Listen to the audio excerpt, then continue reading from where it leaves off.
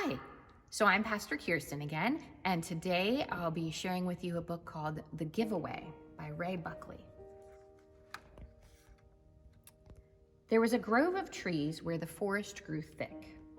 The trees had stood there for as long as anyone could remember, their roots intertwined so that nothing could affect one without affecting them all. They were known to the inhabitants of the forest, the four-leggeds and those who fly, as the Old Ones. In the middle of the Old Ones stood the oldest of them all, taller and broader than the others. If one stood beneath it, one could not see where its crown touched Father Sky, and smaller trees grew around its roots in the safety of its vastness. It was called the Ancient One, for it had known the Creator longest of all.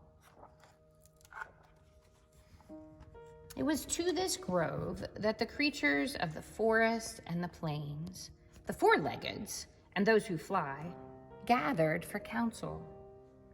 Each had sent one speaker, the oldest and wisest of its kind. Snow fell thick on familiar paths, and each arrived in silence, waiting with the patience of those who have seen much. When the circle was complete, they stood, listening to their hearts.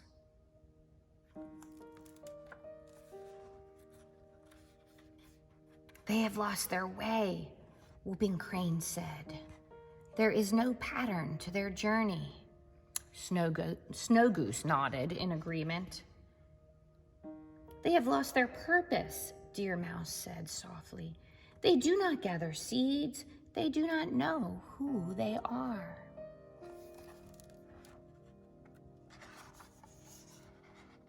Tatanka, the bull buffalo, dropped his head low.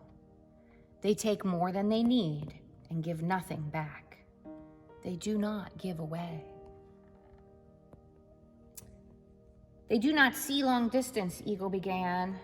"They keep more than they can eat, while some are hungry. They no longer know that they are connected."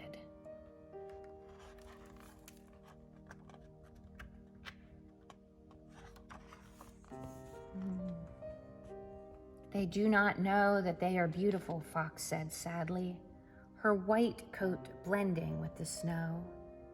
"They decorate themselves with stones and hide their spirits. They think that power is what they can hold on to," Old Beaver pondered.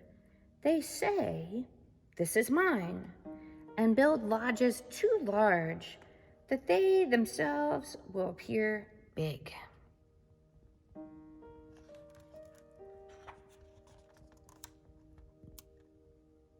They must make others small so that they will look big," Bear's deep voice answered. "In the end, they must destroy themselves or others. They have lost their names and do not know who they are." Grandmother Turtle, who was the last to arrive, made her way slowly to the center of the council. She lifted her head so that she could see all who gathered beneath the Old Ones. Her voice was barely audible. "We must give away ourselves to them. We must speak to them in soft voices. We must remind them of who they are."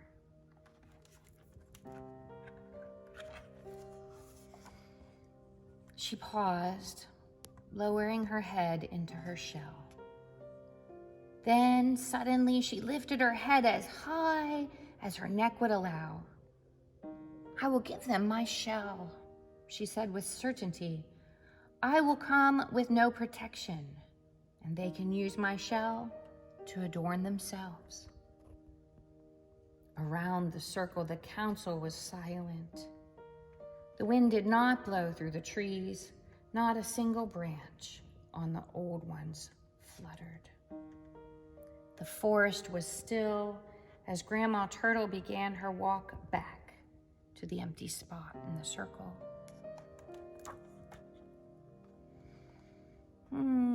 I will teach them the patterns of life," Whooping Crane said slowly. "Snow Goose and I will remind them of the seasons. I will teach them to gather seeds so that no one needs to go hungry, Deer Mouse began. I will give them what I have stored.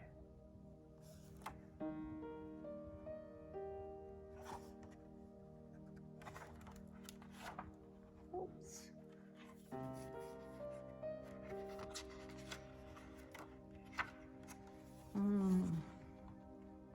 Eagle searched the night sky. Without lowering her head, said, I will give them my feathers. Perhaps, if I cannot fly, they will not feel small.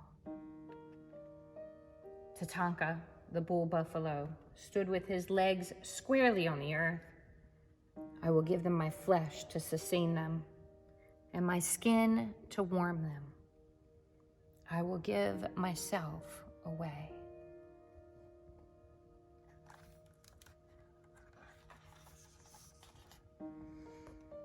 Each council member in turn took a moment, rose to speak of the gift, that most costly portion of themselves that each would give away. When the circle was complete, a new voice was heard. In the shadow of the Ancient One stood the Creator.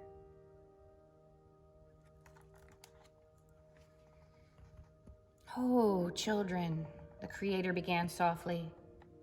You will give yourselves away, but they will not know that. They will say, see what I have taken, and think that they have made themselves larger. For a moment, the Creator paused. It is I who must give myself away. I must give away my protection and come vulnerable to their lodges. I must choose to become small so that they can choose to know me large.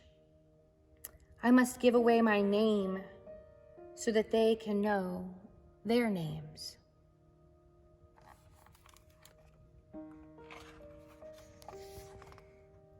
The Ancient One had stood silent. The sound of his voice had not been heard on many winters. Creator, how can this be? How can the great mystery become small?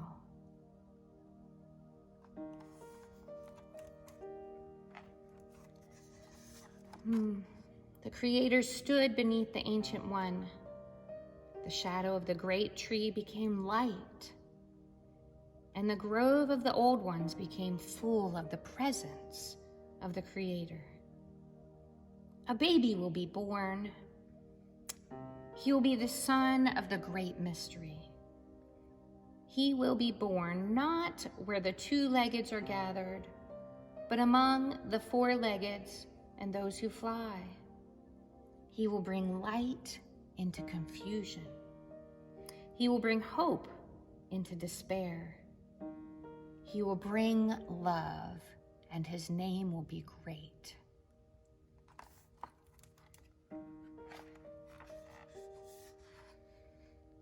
The Ancient One began to tremble, and those who fly left its old branches. The grove of the old ones moved to quake. Creator, what can I, whose name speaks only of my age, give away to the great mystery, become baby? What can I do from my grove in the forest? The Creator turned towards the Ancient One. The voice of the Creator was low. You will be his support. You will be his place of rest. You will hold his body. You will hold him up in the beginning and in the end.